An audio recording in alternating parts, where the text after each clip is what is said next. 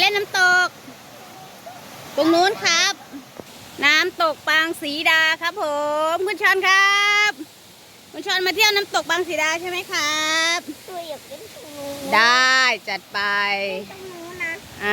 น้ำตกปางศรีดาเป็นป่าดิบแล้งบนที่ราบของยอดเขาในอุทยานแห่งชาติปางศรีดาว้าวชื่อเหมือนอะไรนะ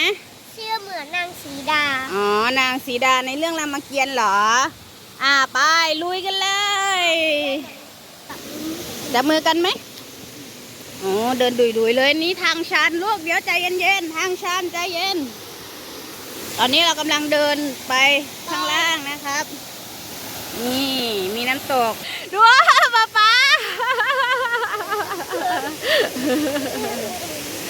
ป๊าเป็นเด็กไปแล้วครับตอนนี้เราก็มาถึงด้านล่างของน้ำตกแล้วครับ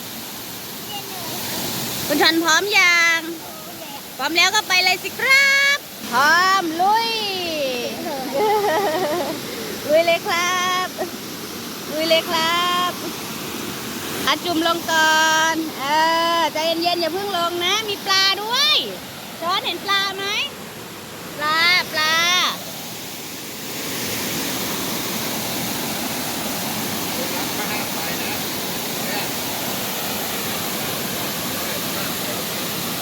ช้อนมาเลย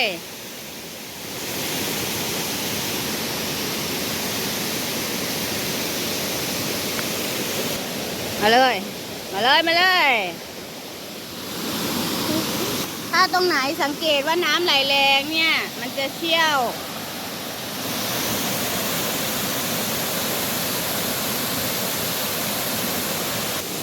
ไปเลย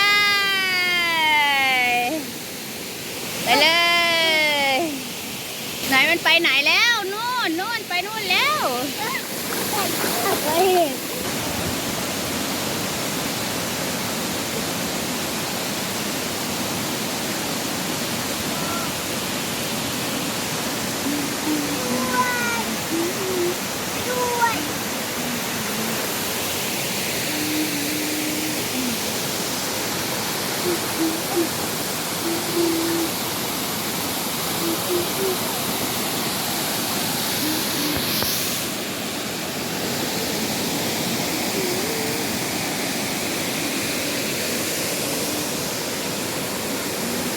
สนุกไหมครับ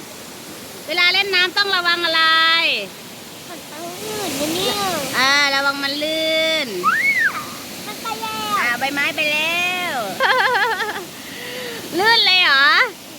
สิ่งที่ต้องระวังเวลาเล่นน้ำก็คือลื่นนะคะคุณชอนเพราะว่ามันมีตะไคร่น้ำเกาะเยอะเลยระวังก้อนหินด้วยแหลมระวังขอบหินไปเลยช้อนปล่อยใบไม้มาเลยเอาอีกข้างหลังเยอะเลยปล่อยเป็นเรือเลย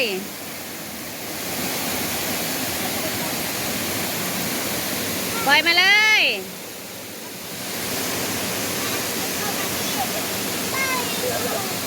อะไรนะ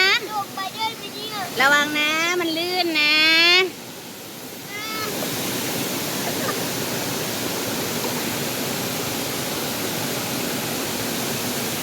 เราจะไปเนินเขานู่นเหรอ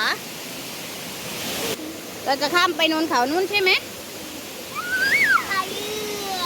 ปีน 1 2 3อึบจับไว้ขึ้นไปก่อนไปยืนรอตรงนู้นระวังฟังที่คุณแม่พูดนะระวังอย่าเพิ่งไปรอก่อนนะเอาเลยเหรอได้ไปเรื่อยๆครับไปเรื่อยๆขอช้อนเล่นน้ำก่อนนะครับนี่เหรอได้ค่อยๆเดินนะมันจะไหลไปเรื่อยๆฝั่งนู้นเลยจับไว้ช้อน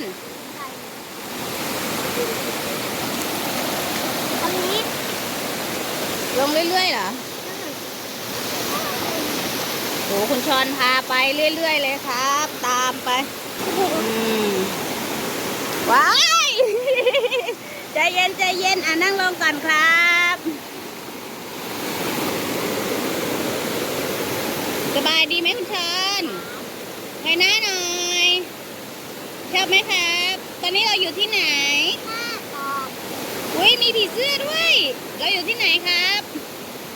อุทยานแห่งชาติปางสีดา น้ำตกปางสีดานะครับ อย่าแกล้งกันนะอย่าแกล้งกันนะ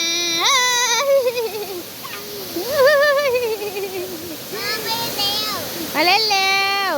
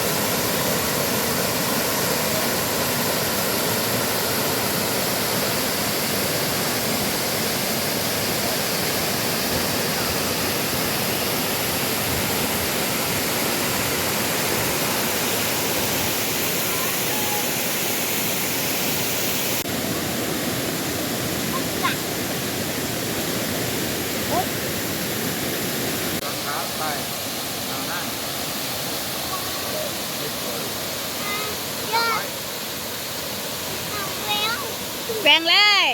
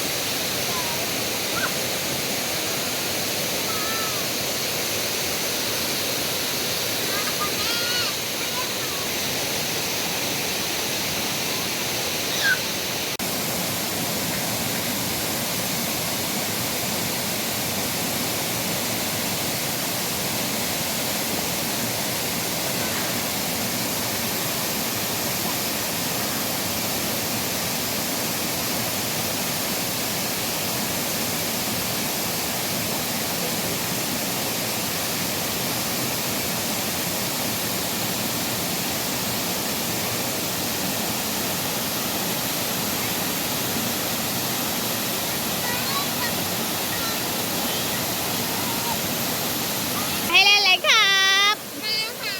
เล่นเหรอ โอ้ยฮะหนาวไหมครับทำไมใส่อย่างนั้นนะครับปากสั่นแล้วนะครับคุณชอนขึ้นยังรออีกนิดๆเหรอ ระวังไว้นะอ๋อเล่นด้วยกันได้ ตรงนี้เหรอ